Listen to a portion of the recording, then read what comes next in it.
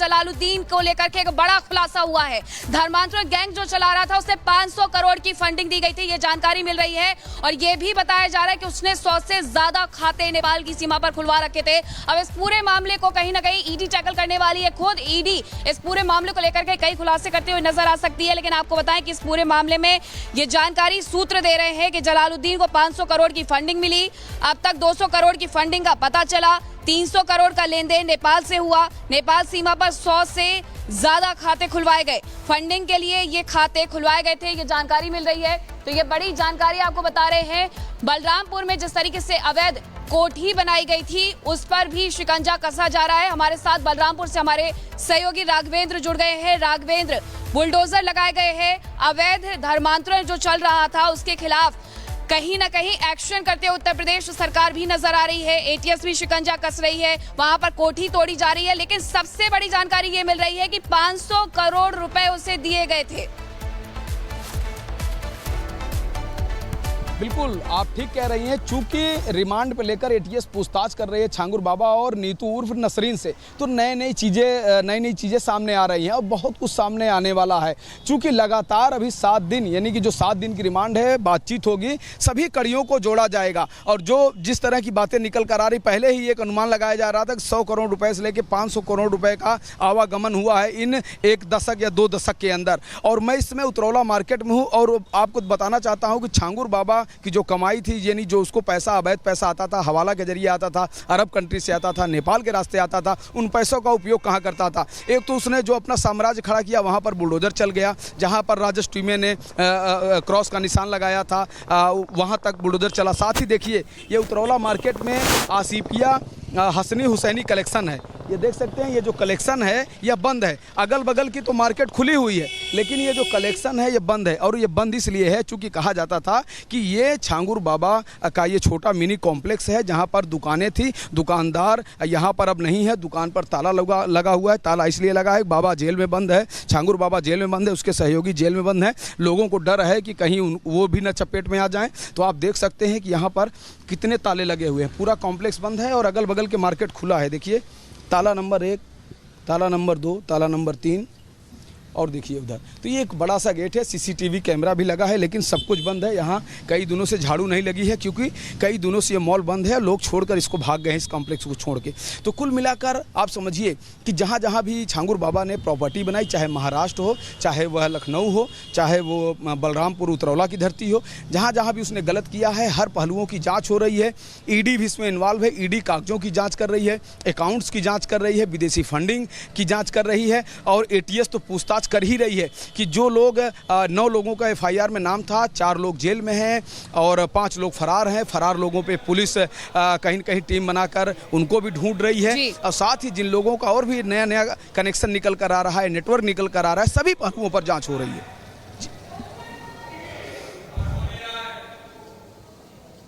बिल्कुल, ये बड़ी जानकारी आप दे रहे थे राघवेंद्र की। आखिरकार शिकंजा अभी तक क्या कुछ कसा गया है, लेकिन आपको बताया कि जो अवैध फंडिंग से एक पूरा महल खड़ा किया गया था अब उसे मिट्टी में मिला दिया गया है, घर के गेट को तोड़ा गया है। रिपोर्ट हमारे सहयोगी की आपको दिखाते हैं।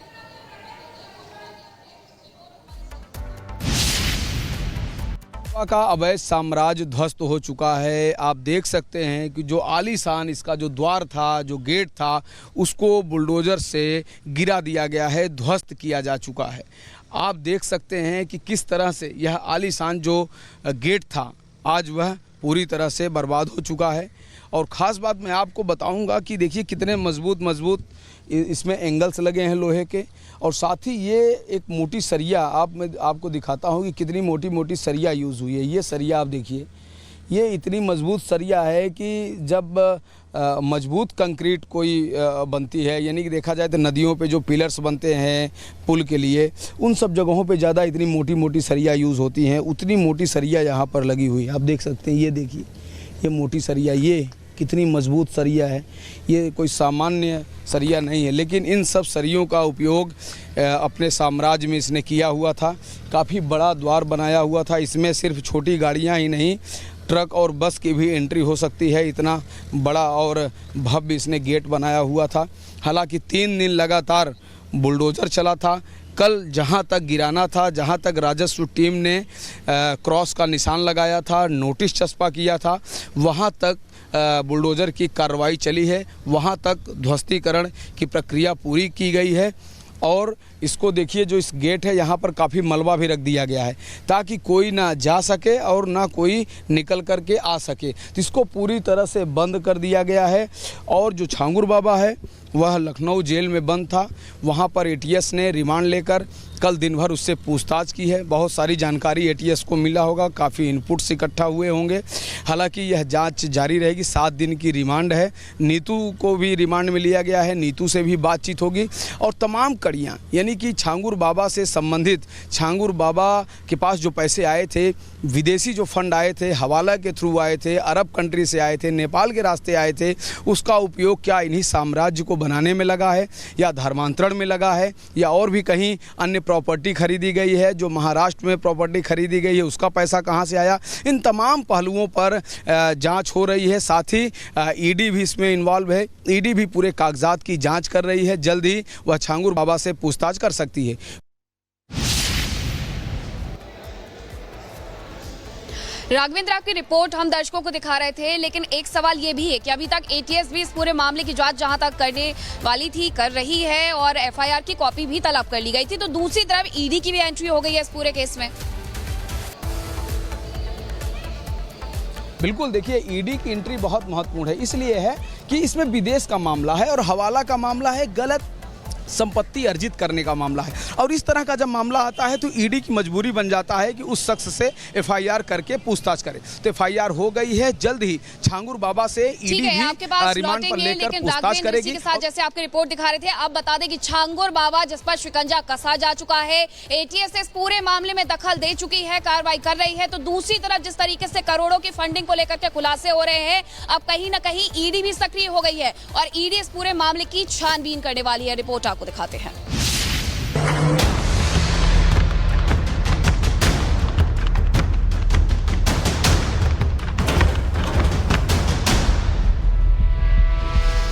कभी साइकिल पर गली गली घूमकर अंगूठी बेचने वाला छांगुर बाबा देखते ही देखते करोड़ों के साम्राज्य का मालिक कैसे बन गया।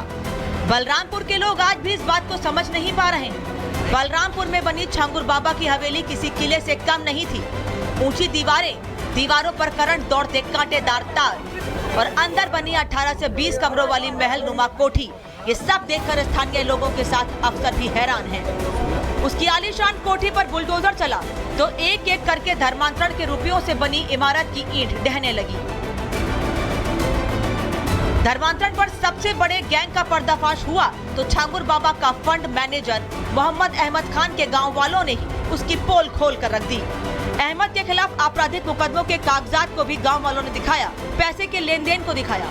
हमारे साथ रब्बानी के ये बेटे हैं, इनके पास कुछ महत्वपूर्ण कागजात हैं। क्या है कहानी? मैं ये आपको देना चाह रहा हूँ कि जो मैटर चल रहा है ये एफआईआर है, पेज संख्या 8 में आप देखिए एसटीएफ द्वारा जो मुकदमा दर्ज किया गया, जिस पे कार्रवाई चल रही है माननीय मुख्यमंत्री जी के जरिए, जो भी है के खिलाफ करोड़ों मुकदमा, मोहम्मद अहमद के खिलाफ 4 सीटेड मुकदमा है। ये हमारा घर है, ये इनका है जिसमें बना लिया है। हाँ, सबसे पूछ लीजिए।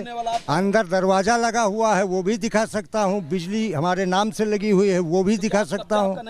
कब्जा है हमारा। अब आरोप लगे तो छांगुर बाबा का फंड मैनेजर मोहम्मद अहमद खान सामने आया और करोड़ों के खेल का खुद ही खुलासा कर दिया। और खुलासा ही नहीं किया, मुख्तार गैंग से संबंधों के सारे फोटोग्राफ भी सामने रख दिए। ये माफियाओं के साथ में ये रब्बानी का लड़का आसिफ रब्बानी है। हाँ, ये दिखा रहा हूँ सर। और ये आबिद रब्बानी है, ये। और ये आबिद रब्बानी का भाई है आसिफ रब्बानी, बंदूक और फोटो के साथ में। और इसका ये पार्टनर मुख्तार अंसारी के साथ में अब्दुल रहीम है। और यही छांगुर गैंग से सब जुड़े हुए हैं। जांच होगी तो दर पर दर सब सारी चीजें खुल जाएंगी सर। छांगुर जमालुद्दीन पर हर दिन नए नए खुलासे हो रहे हैं, तो तीसरे दिन भी उसके अवैध ठिकाने को गिराया जा रहा है। तो दूसरी तरफ बुलडोजर एक्शन के बाद चांद बाबा मजार की रंगाई पुताई की जा रही है। काला साम्राज्य काली कमाई से अर्जित की गई थी, उस पर योगी आदित्यनाथ का बुलडोजर चल रहा है। और इसी बुलडोजर के बीच में आप दूसरी ओर देखिए तो मजार के ऊपर मजार, एक बहुत बड़ी मजार बनी है। कहा जा रहा है कि ये चांद बाबा की मजार है जो छांगुर का गुरु था। इस मजार को पुताई का, इस मजार की पुताई का ठेका किसने दिया, किसने पैसे दिए, किसने मजदूर भेजे, किसी को कोई डर नहीं है। और यहाँ पर लगातार आप देख सकते हैं कि जो चांद बाबा की जो मजार है उसका रंगाई पुताई जारी है। इन सब के बीच छांगुर बाबा और उसकी करीबी नीतू रोहरा उर्फ नसरीन पर कानूनी शिकंजा कसता जा रहा है। एटीएस को रिमांड मिलने के बाद अब इस धर्मांतरण गैंग से जुड़े बड़े खुलासे हो सकते हैं, क्योंकि अब एटीएस के साथ साथ आईबी और एनआईए के अधिकारी भी दोनों से पूछताछ करेंगे। जमालुद्दीन और छांगुर बाबा की गतिविधियों के संबंध में मुकदमा एटीएस में पंजीकृत किया गया था। आज 7 दिवस का रिमांड यूपी एटीएस द्वारा इन्वेस्टिगेशन के दौरान इन दोनों मुख्य अभियुक्तों का लिया गया है। इनसे इस गैंग के सभी गतिविधियों, इनके मनी ट्रेल, इनके द्वारा अर्जित अवैध संपत्तियां इत्यादि की जानकारी की जाएगी। फिलहाल अब इस पूरे धर्मांतरण गैंग के राज सामने आ चुके हैं। एक तरफ तो इन साम्राज्य पर बुलडोजर गरज रहा है, अवैध निर्माण को मिट्टी में मिलाया जा रहा है, तो वहीं दूसरी तरफ कानून के शिकंजे में फंसे छांगुर बाबा और नसरीन से अब कड़ी पूछताछ होगी और इस धर्मांतरण गैंग के सारे काले कारनामे सामने आएंगे। Bureau report, Republic Bharat. तो आपने ये रिपोर्ट देखी कि अब इस पूरे मामले में कहीं ना कहीं ईडी भी इन्वॉल्व हो रही है। ईडी भी इस पूरे मामले की जांच करने वाली है। अजय हमारे साथ जुड़ गए हैं। अजय, ईडी ने पूरे मामले में कार्रवाई करने की बात कही है, मनी लॉन्ड्रिंग के तहत केस दर्ज होगा। अब आगे क्या?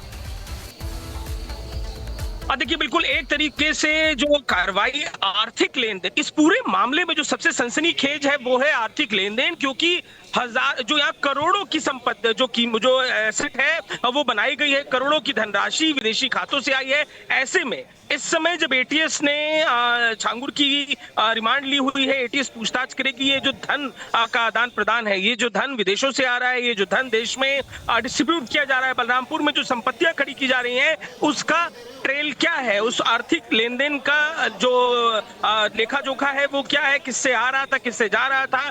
आतंकी गतिविधियों में तो कोई लेना देना नहीं था। बलरामपुर क्योंकि देश की सीमाओं के नजदीक का एक जिला है, उत्तर प्रदेश का, नेपाल से लगी सीमाएं, और पिछले दिनों हमने बड़ी बुलडोजर कार्रवाई उस पूरे हिस्से में देखी जब योगी आदित्यनाथ ने, मुख्यमंत्री ने निर्देश दिए और उन सीमाओं पर बने मदरसे तमाम जहां से सीमाओं का खतरा था वहां पर कार्रवाई की गई। अब ऐसे में आर्थिक लेन देन जो बड़ी जानकारी दे रहे हैं।